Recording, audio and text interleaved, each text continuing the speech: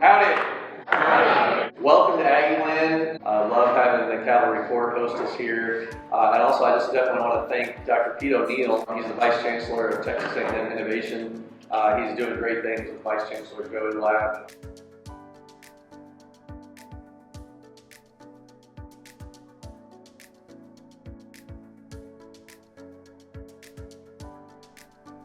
Yeah, blew us away. So yeah, basically, like what Chase is saying, it's a train on wheels. Like you can literally drive a train on the highway now.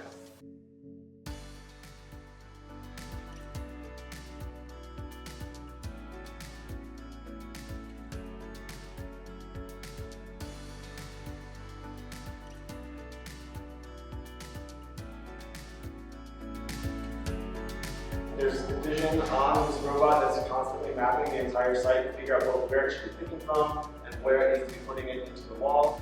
In first place with $10,000 in cash is Dennis